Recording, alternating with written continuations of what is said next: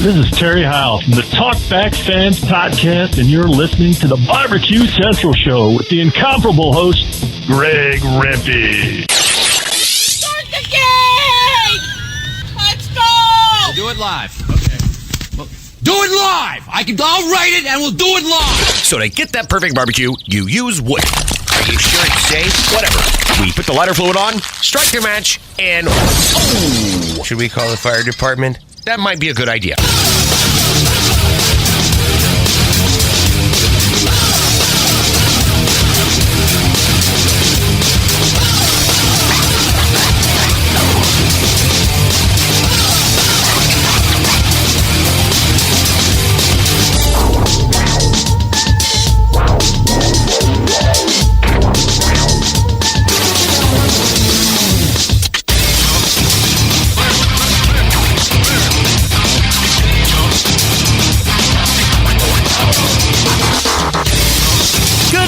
And welcome to the really big BBQ Central Show. This is the show where we talk about all things that are important in the world of barbecue and grilling. The show originating from the Rock and Roll Hall of Fame city, Bomb City, USA, Cleveland, Ohio, the barbecue capital of the North Coast.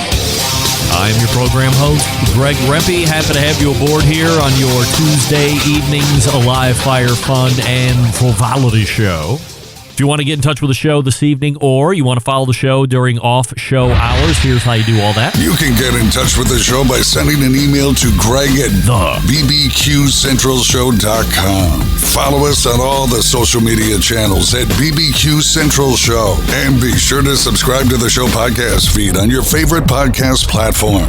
Anything else you want to find out about the show can be found at the main website, thebbqcentralshow.com. And here's what's happening in case you get the newsletter. Coming up in about 12 minutes from now. It's the second Tuesday of a month, and then that lead-off segment in the first hour in the second Tuesday of a brand new month.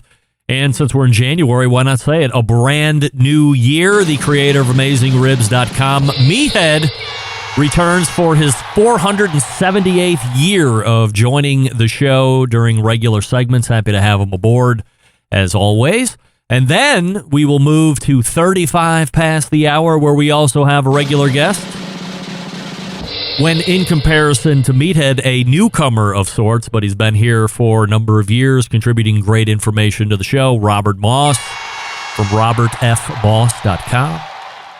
And then we will move to the second hour, where we will find a brand new guest here in 2024, second one in as many weeks. Do you love sandwiches? Do you love all kinds of sandwiches, but not necessarily hot sandwiches, and sandwiches from old-timey times?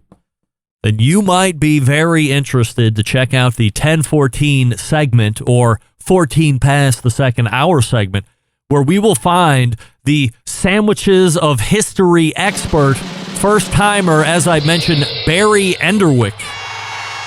You can find him on Instagram at Sandwiches of History. I'm trying to remember exactly how I was introduced to him. I might have read an article online about a guy that's been eating a sandwich a day for multiple hundreds of days in a row. That's Barry. And we're going to talk to him about all of that. And during our sound check last night, he was very engaging. I think we have some potential recurring stuff with him as well. So very excited to introduce you to Barry if you don't know him already. And if you know him, you know what he's about. And we're going to talk about some sandwiches. I might introduce him to a sandwich or two that he might never have heard of or tried yet. We might get him onto that. I've never eaten it myself, but I saw it made forever as I was growing up in the mean streets of Hornell, New York, where my mother's from. So Barry Enderwick, and then closing out the show, a couple weeks ago he didn't make it because he was under the weather, but this week he is fine, and we will be welcoming in our pal and charcoal expert Joey Machado from Texas Original Charcoal Company. TexasOriginalCharcoal.com is his website if you want to check it out. In advance of the segment at 35 past the second hour, so that's how your show's laying out. Meathead and Robert Moss, your typical second Tuesday of the month, first hour. First-timer Barry Enderwick, and then Joey Machado coming up out of the bullpen to close the show this evening. Don't forget, you can follow me socially, Instagram, X, TikTok and Snapchat, all at the handle at BBQ Central Show. And of course, we say good evening to those of you watching the show tonight through one of our video streaming platforms. You can go to Facebook, which is facebook.com/BBQ Central Show. You can go to the Twitter or X, which is twitter.com/BBQ Central Show, or you can get the show on YouTube, which is youtube.com/@BBQ Central Show for some reason. And there is a new YouTube poll question of the week that I'm asking everybody, including all guests, which include the following. Which YouTube cooking personality do you like best? And the choices are Sam the Cooking Guy, Malcolm Reed, Guga, and Matt Pittman. Two of them happen to be monthly recurring guests on this show the first Tuesday of every month. And in the lead currently, early in the voting, 67% saying Sam the Cooking Guy, and Malcolm Reed running a fairly close second, although Sam's doubling them up at the moment, 33%. Nobody voting for Guga, nobody voting for Matt Pittman, but plenty of show to go before we see how it all runs out here during the course of the next 120 minutes or so. So let's start here this evening, and we can jump off on a number of different topics between some new announcements that have been made within the past week and some reaction to the show last week. We'll get to that stuff in a second. But I did want to recap the last show of 2023 after what happened during the show last week, where I wasn't able to get to the intro because we had some connection issues. I thought maybe that wasn't even a thing because Meathead's in the green room already. So whatever the issue with Malcolm is resolved itself on its own. But I did want to tie it up with a bow as we crossed into the new year. So let me do that now. It's clear that one of the most, if not the most, recurring segment each month is the embedded correspondence. Many of you weighing in on the segment from December, going through the best interviews, best trends, worst trends, and of course, predictions of 2024. Many of you thought that John Solberg from Michigan brought serious heat at the end of last year. Many of you commented that you thought he sounded better with the new microphone that he has installed versus previous versions of microphones he's used in the past, and he's had a number of them here on the show. So I'm sure he'll be happy to hear that. And by the way, I agree, John had an edge to him during the embedded correspondence segment in December of 2023. An edge that was refreshing, inspiring, scary. By the way, I will agree with all the folks who said they preferred his sound in the last embedded correspondence segment versus any of the other ones in recent memory. I think the new mic is spectacular. I would like to own one of those myself, but I'm going to show some restraint, not get that. And what a way to showcase it with all those hot takes. And now that we are firmly in 2024, I want to make sure that all of you know just how much of an appreciation that I have for the embedded correspondence and the work that goes into those segments month in, month out. But more importantly than that, there's a lot of work that goes into each segment each month that's done behind the scenes during the weeks leading up to the actual segment. So we are all prepared to speak in the topics at hand. And they aren't afraid to give their real opinions, which is crucial, really, to the success of that whole segment. That's how it was conceptualized in my head. That's how it has played out over the last many years that we've been doing it now on a monthly basis. And to the show, that matters. Really, it's a integral part. It's a fabric part. So Doug, John, Rusty, thank you so much for everything you do each and every month. We're winning at this part of the whole podcast live streaming game, I can tell you that. Feedback from past shows. Jamie in Utah writing in, Greg, hear me out. You sing. I play guitar. There's no reason we shouldn't start a grunge band and call ourselves Double Dong. Regards, Jamie. Jamie, thank you for writing it. That, of course, going back to a couple weeks ago when my parents showed up unannounced, talking about the dong pic that is posted on my skylight frame upstairs that my parents sent over to me and my younger, or a much younger version of myself, my twin brother. with my dong hanging out.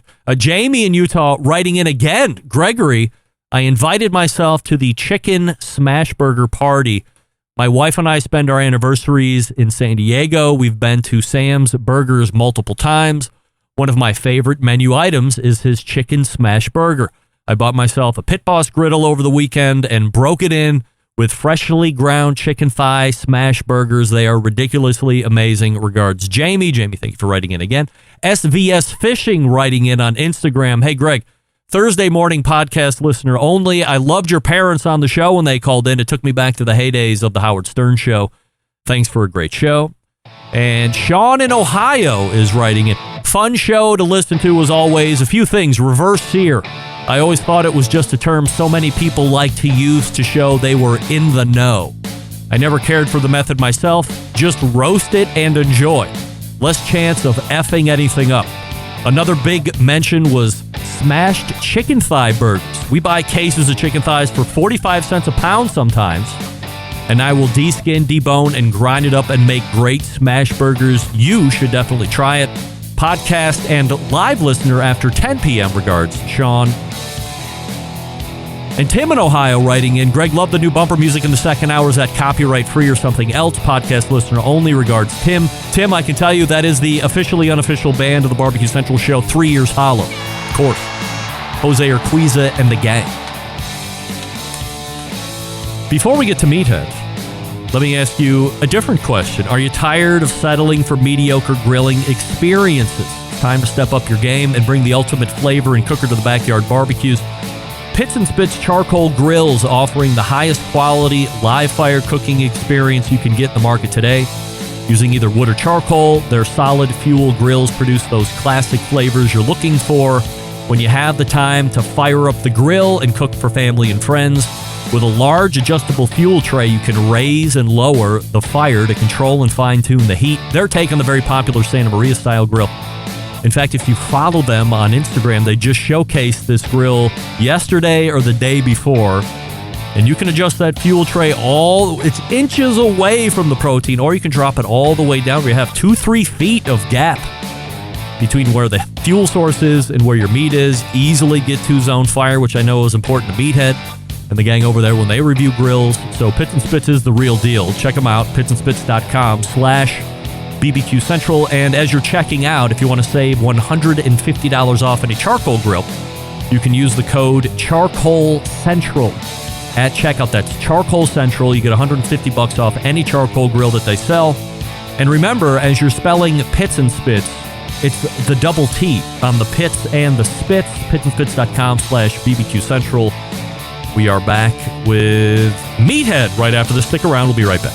You're listening to the Barbecue Central Show.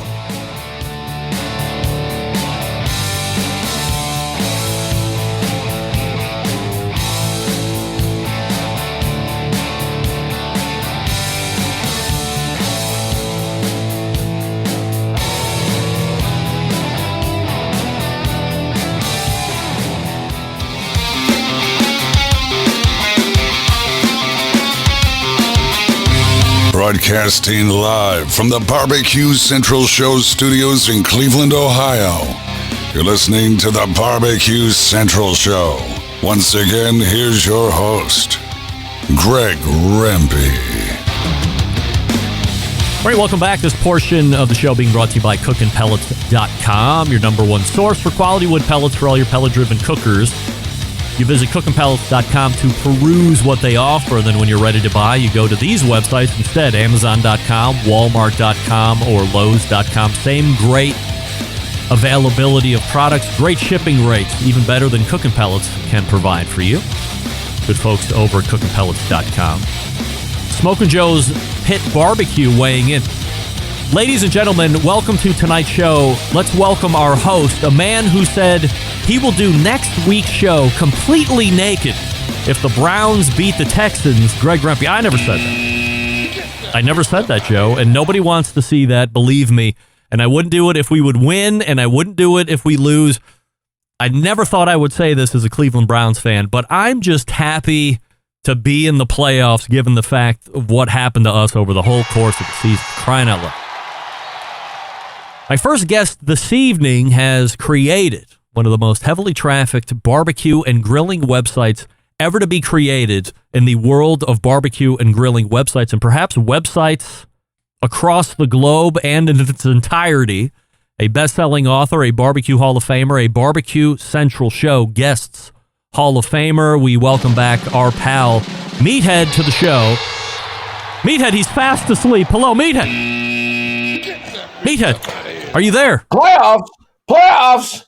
We're not going to go to the playoffs. No way, not us. But yet, somehow, we got in full of rot with injury. 29% of our salary cap has been on the disabled and injured reserve list for the balance of the season. I thought after game 2, when Nick Chubb almost had his leg ripped off, we were done for. And I don't know how they did it, but week after week and injury after injury, I don't want to say we're a dark horse.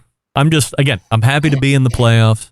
If we can beat the Texans, I think there's a pretty good shot at that. We put a pretty good whooping on them during Christmas Eve, granted, without C.J. Stroud, but I don't think he makes that much of a difference given our defense.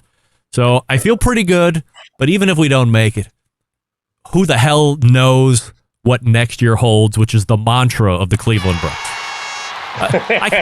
Can you believe, Meathead, that I would tell you we could be in the midst of another quarterback controversy?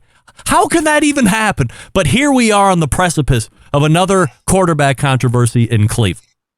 Hey, you want to buy a quarterback? I think the Bears might have one for you. Oh, no. Justin Fields is a good quarterback. I think he's coming into his own. Little shake up there next year, and I think the Bears are going to be the Browns of this year, hopefully without the injuries. How you doing, Greg? And hello, Centralites. Happy New Year. Great to have you. Happy New Year. We have a YouTube poll question of the week that I'd like to get your answer to. We're asking everybody, which YouTube cooking personality do you like best? Sam the Cooking Guy, Malcolm Reed, Guga, or Matt Pittman? Almakazan Kitchen. Who? Almakazan Kitchen. Meathead, you're always so difficult. I'm giving you the options. You don't throw in your own. I'm telling you, the best one out there. Almazan Kitchen. ALMAZAN KITCHEN. One word. Almazan Kitchen. Just go watch these guys. They're unbelievable. But of the ones I mentioned, who would you pick? I like them all. Yeah, me too. I mean, Malcolm has just done tremendous things all by himself. He's great fun to watch. I mean, he just is the epitome of Southern barbecue. Who else is on the list? Sam the Cooking Guy, Guga, and Matt Pittman rounded out. Well, Guga's fun. I don't want to take. He walks in my footsteps. He's done a lot of this fun stuff that we've done. I think he's learned from AmazingRibs.com and gone beyond. I love his tastings. I love his experiments. When it comes to steak, my gosh, the guy has done everything you possibly could do with a slab of beef. Great fun. And the videos are fun. I'm not thrilled with his tasting panel and their expertise, but the guy's got it going, and goodness, a bazillion followers. Yeah. So we're still not going to pick a favorite? I mean, pick one for crying out loud so we can move on. Almazan Kitchen. Oh, my God. So, Meathead, when you were on last month, you mentioned how you had started sous videing your rib roast, and then you were putting it in a cooler of tempered water to keep it at the temperature you wanted at, and then you would take it through the river and across the woods or whatever the hell you said. And then you would eventually sear it once it was time to, finish it up and get it ready for service. Yeah. Great bit of info. Went huge on reaction as I replayed it through the course of the many weeks. But here's what I want to say tonight, and I want your feedback. I've started a movement that says the following. Outside of using sous vide, which obviously you are doing, but outside of using sous vide to cook a rib roast, don't sear your rib roast. In fact, it's not needed. It adds little, if any, additional flavor to your slice. If you're a novice, searing it incorrectly will ruin the perfect color on the inside. You could easily burn the seasonings on the outside, causing some bitter flavors. So don't sear it. Don't do the sear on the reverse sear. Will you join my movement tonight? Well, I mean, I've heard you take movements. We've been to restaurants and you've gone to the washroom, and I've heard those movements, and I endorse them. Yeah, it's a good concept. If you're going to do a rib roast or something large, even a pork butt, it's going to brown beautifully on the outside. Yes. So rolling it over direct infrared, high heat to sear is likely not necessary. But if you lift the lid and you take a rib roast or something like that, and you give it direct flame, direct coals, direct infrared, maybe a quarter turn every 10 minutes, you're going to build a really good dark roast, and it's not all that hard. So I it's a good idea. I don't think I would prefer, if you're doing reverse sear, you do a sear step. But if you want to skip the sear step on a roast, you're probably going to be fine. Correct terminology-wise, when people say prime rib, we really should be saying rib roast. Prime is a grade. Yes. Right. Yeah, the term prime rib came about because large sections of the steer, the hind quarter, the rib section, the shoulder, they're called primals. So the prime rib is the rib primal. But we also have the conflict of nomenclature where the USDA inspectors grade beef as select, choice, prime, and so on. And so people think it is prime, USDA prime, but it may not be.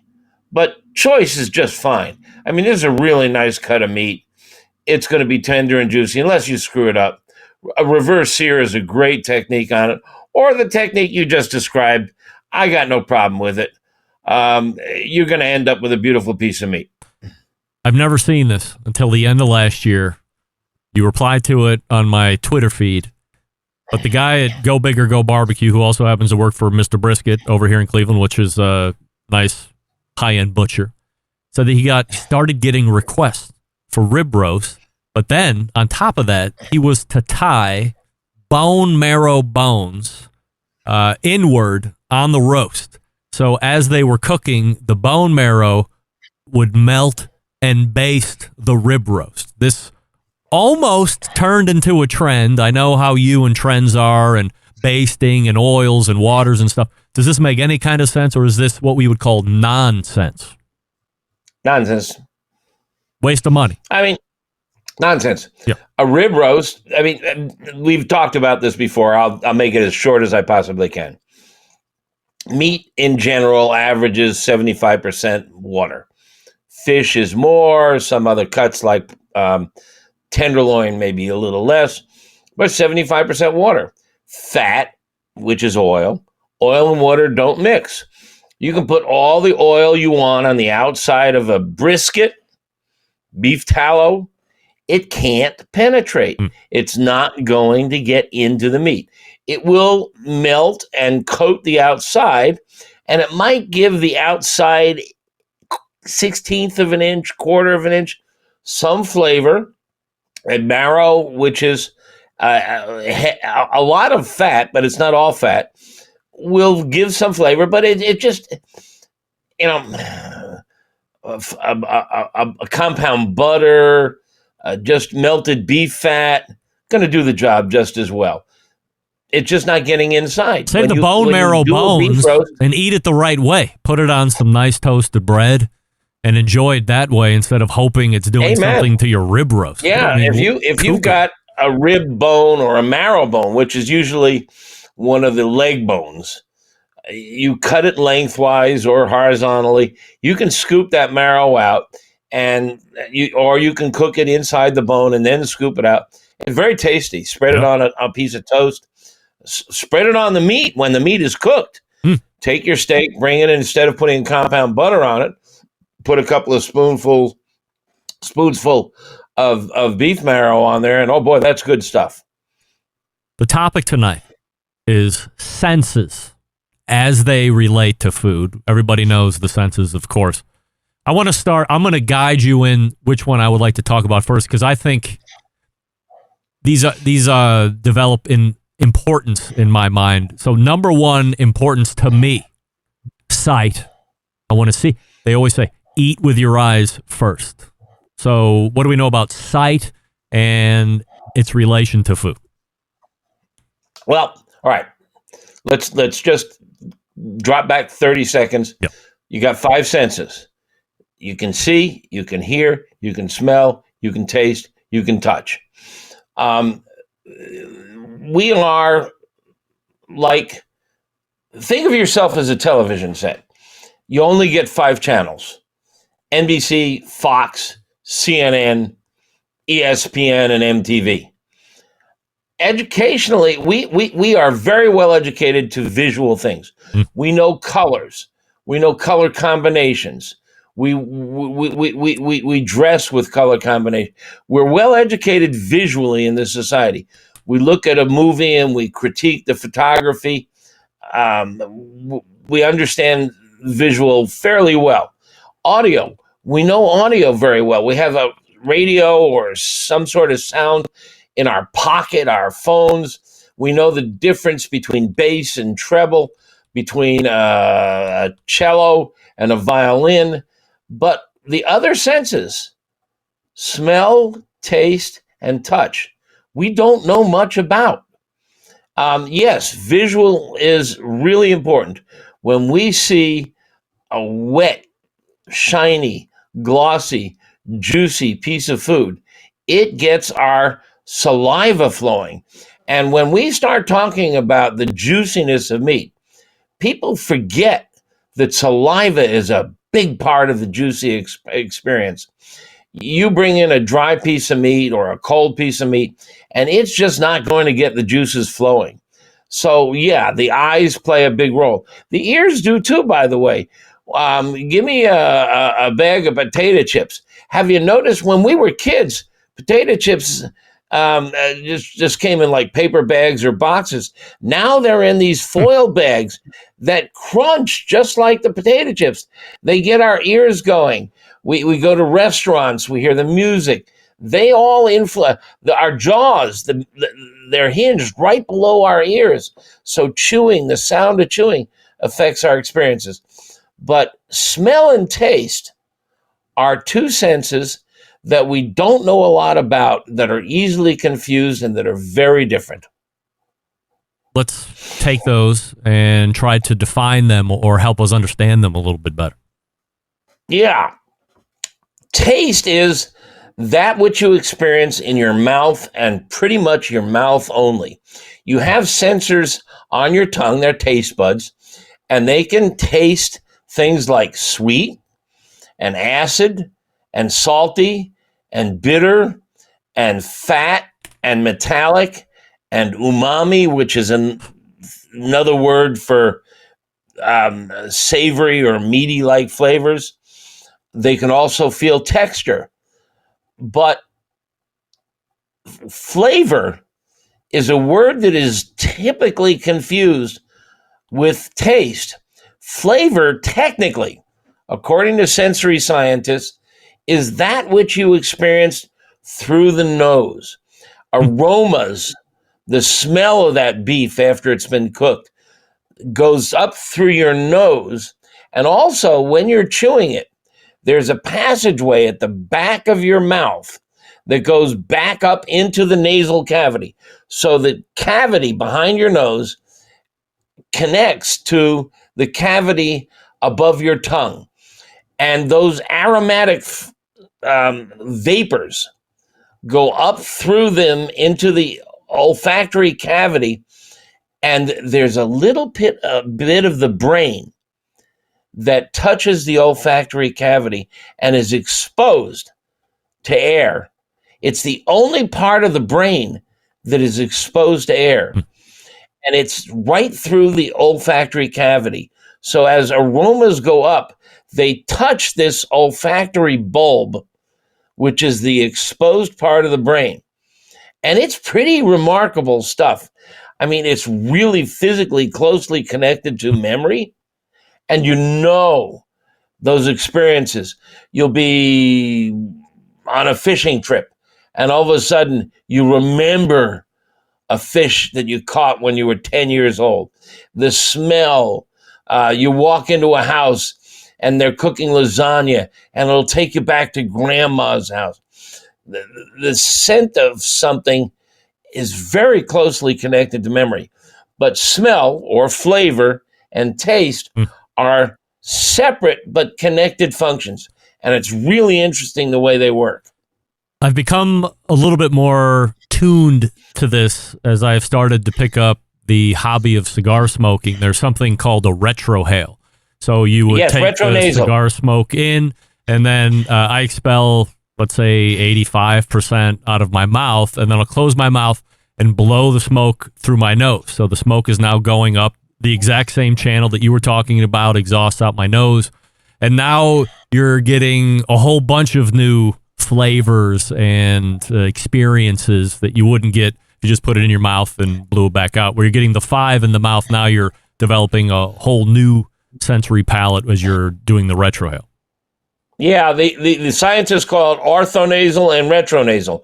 Orthonasal is that what you get by inhaling, and retronasal is what you get through your mouth. And if you've ever watched wine tasters, they'll often pour a little sip of wine in their mouth, and they'll let it rest on their tongue, and then they'll go and then make these slurping sounds. What they're doing is they're warming the liquid so that it vaporizes, goes back up through that gap at the back of the palate, retronasal, into the nasal cavity, where it will contact the bulb of the brain, the nasal bulb hanging out.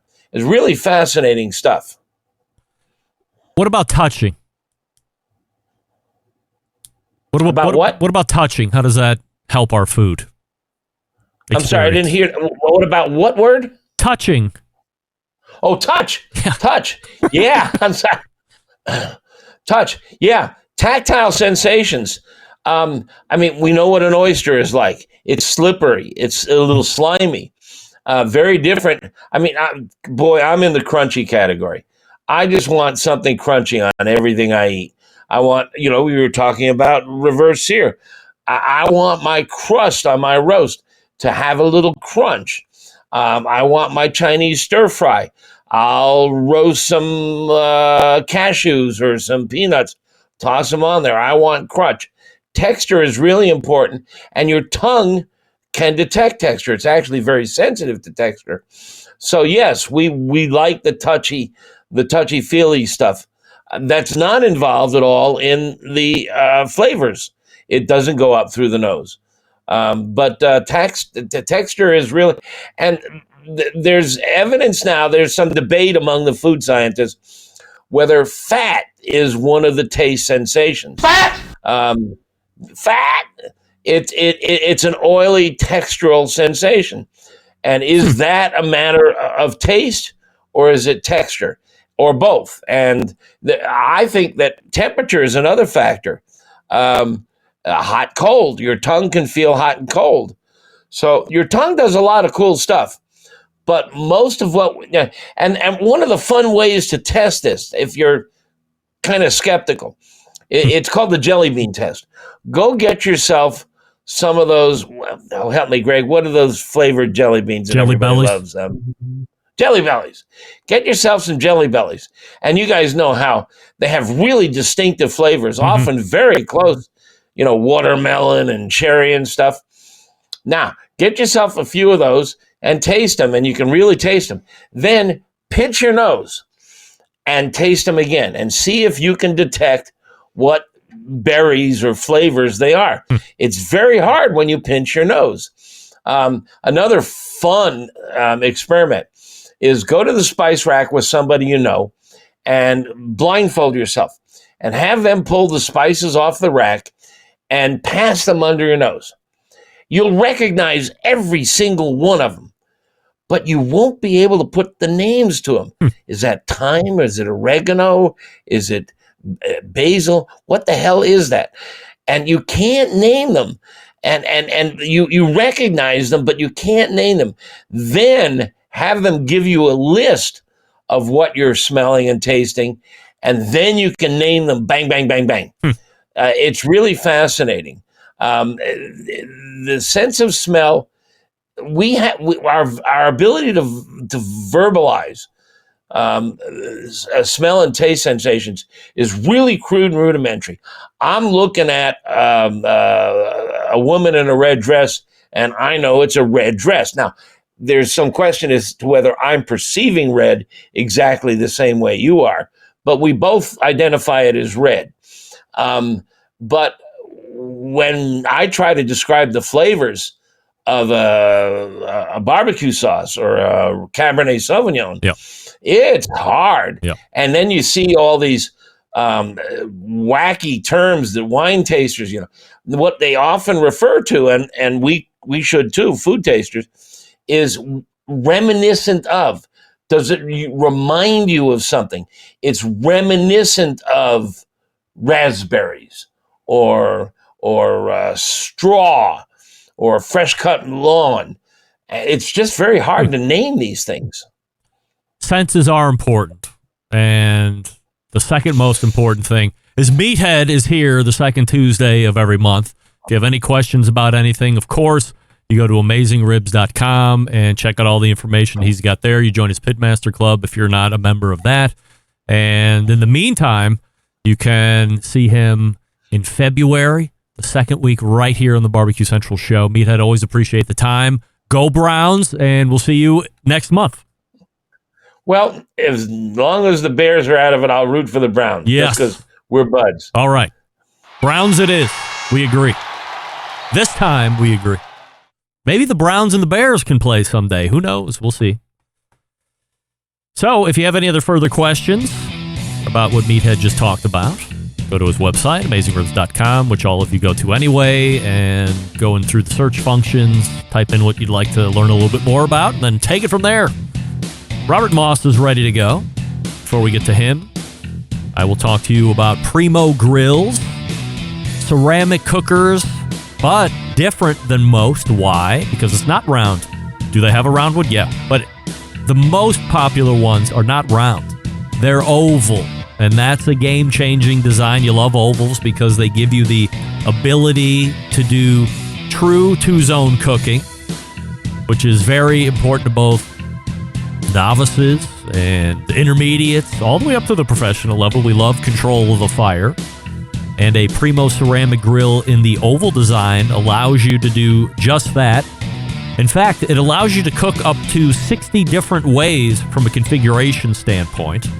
And once those ceramics get nice and hot, you get a nice humid cooking environment. You don't have any water pans or nonsense like that like you have to do in some other cookers. And you're going to save a ton of fuel because they are highly fuel efficient. Only sold through dealers, primogrill.com.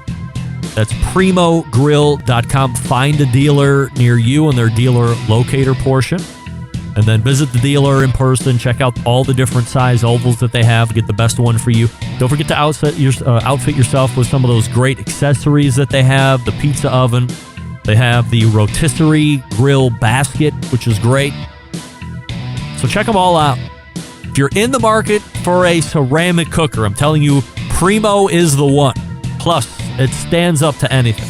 All the other ones will melt in a Primo kiln, except the Primo, because it's fired, it's tested and made, engineered to withstand that kind of a heat. So you know you got something that's going to last a long time. Primogrill.com. That's primogrill.com. We're back with Robert Moss right after this. Stick around. Be right back. You're listening to the Barbecue Central Show.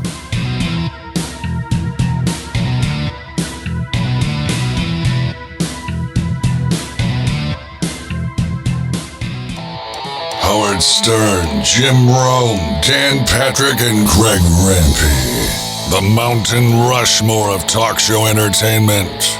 Now, let's get back to the Barbecue Central Show. We thank Meathead for joining us the last segment. AmazingRibs.com is the website, of course. This portion being brought to you by Fireboard 2.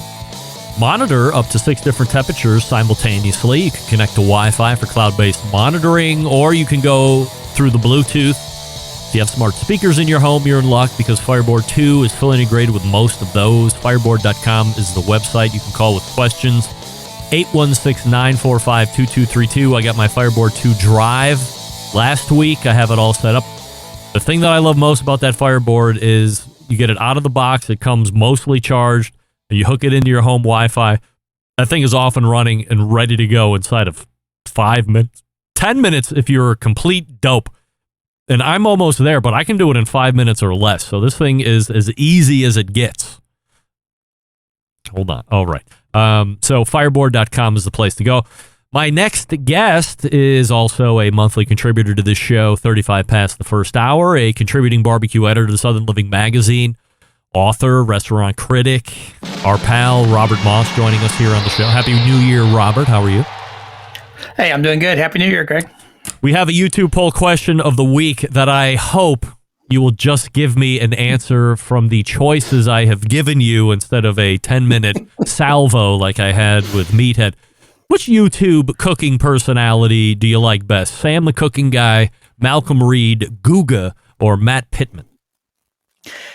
It's a close call between Sam the Cooking Guy and Malcolm Reed. I think I have to land on Malcolm just because he's a little more, I think, on the barbecue and live fire cooking. Sam's a little bit broader base, so I tend to, I think, find myself watching Malcolm's stuff more often. Currently, 50% of the YouTube voting public is saying 50% for Sam the Cooking Guy, Malcolm Reed a close second, 36%, Matt Pittman at 9%, and Guga at 5%, bringing up the hind end. So we'll see how the rest of that plays through the rest of the show. I was talking to Meathead last segment, and if you want to give me a quick take on it, my attempt at getting people to stop searing their rib roasts. There's a lot of... Now, the reason it was brought about was like through a whole different experience I had on Christmas, whether you heard that podcast or now you can go back and get it, but it wasn't something... It was something that I also learned, but because something else happened. I said, well, here, I'm definitely not going to sear it because X, Y, and Z. And then I didn't, and it was great. And I realized, hey, you don't even have to sear this. Unless you're sous videing, it's a whole different thing, and it comes out all icky and wet and blah, blah, blah. But even if it's in an oven or if it's in a live fire cooking vessel, enough of a bark or crust will build over the hours of you cooking that, where searing is really no need. So I'm saying in 2024, stop searing your rib roast, and I'm looking for buy-in. What do you say? I'm not passionate one way or another, but I think I'm in your camp. I would say, yeah, I think people spend way too much time worrying about what's on the outside of the meat and not just the cooking of it and the quality of the meat that's inside. I've never really found that slathering things with mustard or pickle juice or whatever really makes much of a difference in the end. I think it's sort of, don't cook it too long, don't overcook it. And yeah, you're right. If you're got something on a source of heat that long, you can have a nice crust on the outside. You don't need to go spending a lot of time searing it, and especially if you're not cooking. If you're cooking inside, you're going to fill your house with fatty smoke, and who wants to do that? So I'm with you. Avoid the sear. Last month we talked a bit about that new Memphis barbecue festival that is now competing head to head with the Memphis in May International Festival. Any new thoughts as you've seen news come out on that, or are we at a standstill now? Not a whole lot of new thoughts. I mean, since the last thing, probably since we talked about it, but it's been a couple of weeks, was the prize purse. I think that sort of got everyone's attention. And I do recall, I think Malcolm actually was talking on your show that what would it take to make him consider it? Well, put $100,000 on the table and boom, all of a sudden there it is. So that to me is the most interesting thing. I think the whole MBN judging stuff just came out in the last week that they're going to sign up with the MBN. I think the one thing that perhaps it revealed for me is that there's a lot more undercurrent going on and behind the scenes in Memphis in May than I realized. And there's been, I think, I hadn't heard a lot. I'm sure if you got people together drinking beer, they'd complain about it, but I hadn't heard all the rumblings that are now coming out now that you have to just sort of pick your side. So I think it will be an interesting soap opera between now and May. New year, so why not start off the year with a grenade topic? What's the secret to truly authentic Southern style barbecue? And you're the expert. Wow. Okay, so you got, I guess truly is one word we won't argue about, because I think everything else we got to get into, like authentic Southern barbecue, what is truly authentic Southern barbecue? And also, at what point in time are you talking about? Are you talking about today? Are you talking about 10 years ago, 50 years ago, 100 years ago? And in Southern style as opposed to what? So I think there's a lot to unpack, as they say. Let me try and ask a better question then, as you throw out all these different qualifiers. Through your study of so I'm leaving Texas out of this. Southern to me is going to be, let's call it from Virginia down. We probably leave out Georgia because that's weird, but maybe we don't. Or we definitely leave out Florida because that's weird altogether. But you have this, Maryland is in there or not? I guess because it's a big subscriber base. But what people I guess would consider to be the true South. Yeah. So over your years of covering it, through the decades and decades that you look back and write about, how have you seen the evolution of Southern barbecue over that time? Okay, so I think you've got to sort of you got to compare Southern versus what, and so I think Southern against non-Southern, which in the case of the U.S. would be Southern versus the North and the Northeast. I think for a long time, and certainly when I was younger, the big difference between barbecue in the South and barbecue outside the South was sort of the difference between grilling and slow smoking something on a pit. And I think that was just that term barbecue in the Northeast. People still will use the term come over for a barbecue. We're cooking hot dogs and hamburgers. Yeah. Growing up in the South, that we called that grilling or cooking out. So that was sort of the dividing line. And you can sort of think of it as we're doing grilling is small cuts, patties, sausages on a grill directly over heat. Where in the South, it's low and slow, large cuts of meat for many hours on end. That sort of was the difference between what Southern barbecue was and Northern barbecue. But again, it's a slippery term because then in the 90s, 2000s, a lot of chefs and other restaurateurs started opening barbecue restaurants in the Northeast. I'm thinking, Chris Schlesinger and others John Willoughby up in Boston, Blue Smoke and places like that in New York. And so what's the difference between Southern style and Yankee barbecue or Northern barbecue? I think, at some point that sort of became the difference between sort of traditional Southern restaurant styles of cooking on brick and cinder block pits over open coals versus what you could do in the heart of Manhattan, which is cooking on some sort of more of a gas powered or gas assist wood smoker type of thing. Sort of think of it between the Old Hickory and the Southern Pride pits versus the old cinder block pits. So there's been a little bit of a distinction there as well. As a mostly Yankee as I am, when I think about it, I think Southern style barbecue, pork, period. Whole hog, pork ribs, widely pork shoulder. And then if you're out of the true South, it's anything goes after that. Kansas City is going to have an amalgamation of all that stuff. Texas is going to be widely beef, sausage, some pork ribs, but more of the beef stuff. So when I think of truly Southern style barbecue, it's going to be pork heavy, if not pork exclusive. Yeah. See, but as a Southerner and one who was eating barbecue back in the late 20th century, at least, there wasn't a scene called Southern style barbecue. Barbecue was very sub-regional, if you will. I grew up in Greenville, South Carolina, at the western side of South Carolina, very much like the Piedmont, North Carolina. We were eating pork shoulder chopped with a cleaver. We never heard of pulled pork. That was something we never even heard of. It was dressed in a sort of a a vinegar sauce laced with tomato. Never heard of hash and rice. Never saw yellow barbecue sauce in my life until I went to graduate school down in Columbia, South Carolina, which is all of 100 miles from Greenville. And there's hash and rice. There's this bright yellow mustard sauce that seems so weird. And, those were two totally different styles of barbecue.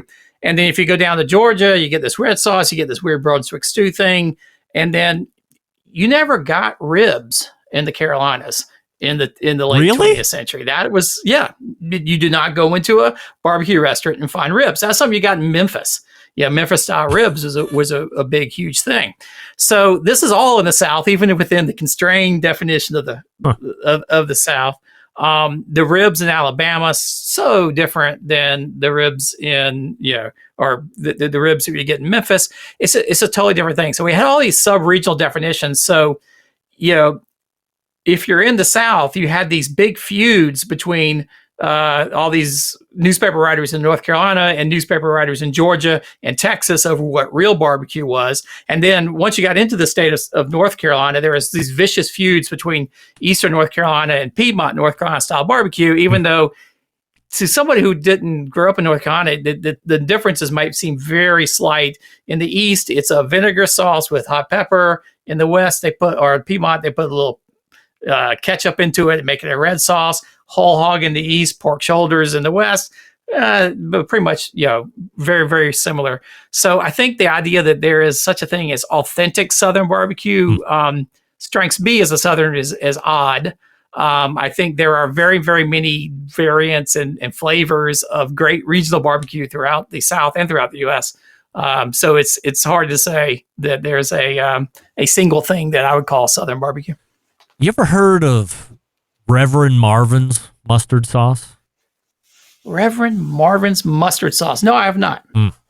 I don't think it's available for sale anymore, but when I was running my barbecue forum well before the podcast days, there was a guy who was a member of my board called Woody Lynch, and his dad was a pastor of some sort, and I think there was a family recipe of mustard-based sauce, and he had a regular version, and then he had a spicy version. To this day, there isn't anything in a mustard-based sauce that comes remotely close to how good this stuff was. And from time to time, I talked to the guy who was on my forum, and it was his dad's recipe, and I think his grandfather's recipe originally. And he always promises he's going to bust out the kettle and make a batch of sauce for me on the stovetop and send me a bunch of different ball jars of it just to have, and it never happens. And I feel weird always reaching out and asking for more, but this was easily some of the best stuff I've ever had. Do you happen to know where geographically he was from? Charleston? Charleston. Wow, that's right where my neck of the woods. So I should know about that. I'll have to look it up. There are some interesting pockets of mustard sauce. Everybody associates mustard sauce with South Carolina, but if you go down around Columbus, Georgia, over on the Alabama-Georgia line, there's a whole area of mustard sauce there. If you go down to Jacksonville, Florida, there's quite a number of barbecue joints down there. They've been serving mustard sauce for 50 or more years. And so, and it's a little bit different than here in the South Carolina, a little bit different flavor, a little bit different stuff in it. So I'd be curious to see. So I'm going to have to track down Reverend Marvin's mustard sauce. I will also do a little legwork on my end. I'll reach out to Woody and make sure that I have him pinned in the right location there in Carolinas. Heaven forbid it's somewhere completely different than what I think it is, but at least that way and you can, put it on your radar, and maybe I can finagle some mustard sauce out of him finally. We got a couple minutes left. Wanted to ask you about a term that just got on my radar as the year was closing out. Nutrient-dense food. Now, my introduction to this was through a guy that is he's in the business of Wagyu beef. He's ranching, and he's got some really great beef. There's no doubt about it. But I've never heard the term nutrient-dense food, and then I heard it from him, and then all of a sudden I started hearing it getting sprinkled all around here as 2023 started to wrap up. So do you know the term, and what do you know about it? I do, but I think I know it primarily because you mentioned a previous show at some point, and I was like, nutrient dense. What is exactly that? So I did actually look into it just a little bit, not very deep, because I was thinking it's like, hey, this is the flavor of the month, right? This is the latest term. It actually goes back quite a bit. I was able to turn up a bunch of things. It comes out of the sort of nutritionist world. If you go back into the 1990s, early 2000s, it's in a lot of papers and academic type, people who are, at universities studying, master's or PhD in nutrition. And so it sort of came out of the nutritionist world. It really just means it's a curious term to me, because it basically means the opposite of your empty calories or something like that, something, junk food. It's something that has a lot of calories. It'll fill you up, but doesn't have a whole lot of other nutritional value in it, like vitamins and protein and all the other things. It's funny, humans evolved because it was hard to get calories. So we are naturally drawn to things that are, fatty and full of, we don't care about nutrition. We have no trouble getting vitamins and things like that. But it sort of evolved out as sort of this catch-all term for, you name it, all the things that your mom wants you to eat, leafy greens and, whole grains and all that kind of stuff, because, gram per gram, there's more vitamins and or all the good stuff in it. I don't know that it's a very useful term to say, eat your nutrient dense food. For me, it's just like, all right. And what I thought was curious is that you come across in the Wagyu beef that these days it tends to be people pushing the what you might call a healthier diet. In the 90s, there was a lot of people from like places like Iowa State University pushing a meat diet. You need to get lots of meat because meat is nutrient rich, gram for gram, ounce for ounce. There's more protein in it than, say an apple or something like that. It's sort of flipped around a little bit now. So I tend not to, these things come and go over time. So I tend not to put too much truck in them. The other thing that was tied to nutrient dense food was the thought that it's not necessarily the amount of calories that you're going to be eating. It's the quality of the calorie that you're going to be eating. As we get into 2024, people are going to become a lot more keen to their diet, and they might be consuming more calories, but because they are nutrient dense calories or better calories for you, that it's not going to make you a big fat F and you're going to get diabetes. No, you're actually going to be a muscular, better in shape if you're doing your part as well to eat these kind of foods versus the traditional bad stuff. Yeah. Well, I think if you've been around for more than a decade or so, these things come and they go. They come and they go. And the dream is that if we just pick the right foods, if we just eat the right things with this one simple trick that doctors in Mount Pleasant don't want you to know, then we'll be very happy and lose weight like crazy. It hasn't happened yet, so maybe it's nutrient dense. Maybe finally this will crack the nut. And that's be aware that for the rest of the year, Robert and I are in the midst of working on a project where we're going to be bringing to you topics. They're going to blow your mind. They're going to shake the foundations of the live fire industry. And we're gearing up to bring you some top quality content through the rest of the year. So looking forward to doing that starting in February. Always appreciate the time, Robert, and we'll see you next month. Yep, sure thing, Greg. Talk to you then. It's Robert Moss, robertfmoss.com. 50% of you are saying Sam the Cooking Guy is your favorite YouTube cooking personality, and 38% of you are saying Malcolm Reed, and the rest trail far behind. Will I be able to get back here in time to get us to the second hour? Let's see. Continuing to produce incredibly mediocre content in an exceptionally professional way. You're listening and watching the Barbecue Central Show. Once again, here's your host, Greg Rempe. And we thank Robert Moss for joining us last segment. robertfmoss.com, and if you missed it, you can get it on podcast tomorrow. Meathead was before him, also on podcast tomorrow, Wednesday, but we'll talk about that here in just a second. Refresh your libations. We are pointing to the second hour. You're listening and watching the Barbecue Central Show right here on the Barbecue Central Network.